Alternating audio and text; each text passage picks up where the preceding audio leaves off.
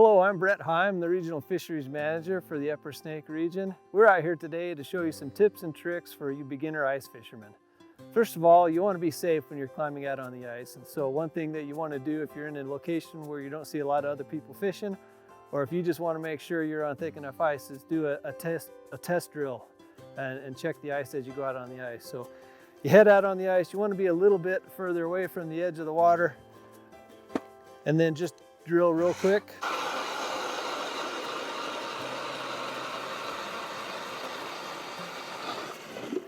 And then once you finish the hole, then you can check what your ice depth is, and you can do this periodically as you move on out to your fishing location just to make sure you have thick enough ice. All right, with ice fishing, it's like a lot of different other kinds of fishing. You can make it as complicated or as simple as you want. It can be as simple as just taking a bucket on the ice with a pole, or it can be more complicated, kind of like we are today. Today we got a small sled to help us carry some gear out on the ice. We have an ice fishing hut, a tent we'll show you later, the auger to drill the holes so that we can fish through. And then we got a bucket here, not only for sitting on, but holding for rods and our tackle and some bait. Can't forget your lunch. We got a foldable chair and then a padded seat chair here with a 5-gallon bucket for also storage. Let's go fishing. All right, we're here at the ice. We've drilled a couple holes, getting ready to start fishing. You're gonna wanna have some kind of ladle to get the slush out of the hole in the ice, because a lot of times these fish bite pretty light, so you don't want anything impeding your line. What you use for your terminal tackle is really gonna be dependent on the species that you're fishing for, so I'd recommend talking to a local tackle shop or some people that you know that fish that area, and they can help you get you geared out on what to fish with. Today I'm using a jig with an 1/8 ounce jig head, and we're gonna tip it with a little bit of bait. Fish are moving pretty slow under the ice, as you can imagine it being cold. And so having a little bit of scent factor with the bait really increases your odds of getting a bite. So I'm just putting a little bit of bait right on the hook there. And then we're gonna drop it down. Wish us luck. Down there on the bottom, I'm gonna bring it up a couple of cranks. And, ooh. See if anything comes along.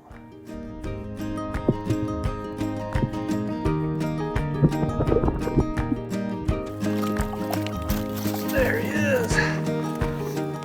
Took the jig. Let's go through.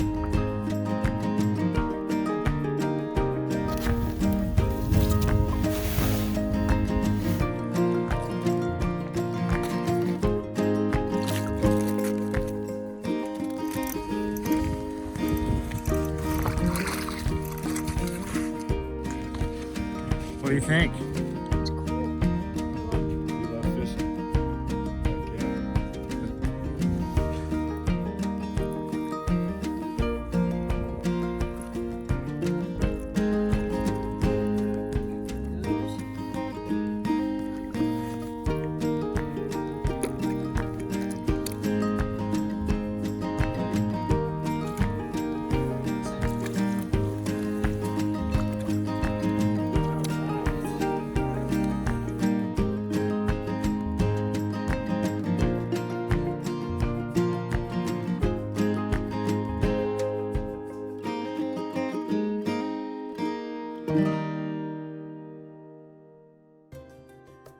So here we are fishing an ice fishing tent.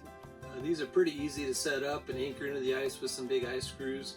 And they offer a few advantages that some people may not be familiar with. First of all, it gets you out of the weather.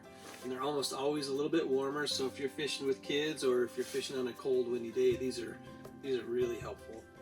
The other big advantage that some people may not know about is when you get in here and you have all the windows closed like we do, you can see the lights coming up through the ice.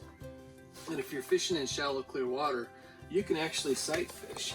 So I can see the bottom and I can see the jig, and I've actually seen a fish swim by. He didn't give me the time of day.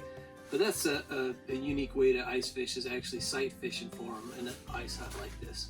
Is he gonna come back? Come on. That was in his mouth. You saw it, right? I saw it. He's not ready.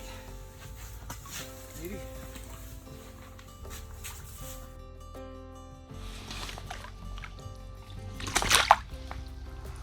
of the most difficult things for new or relatively new ice fishermen is selecting where to set up and start fishing for the day.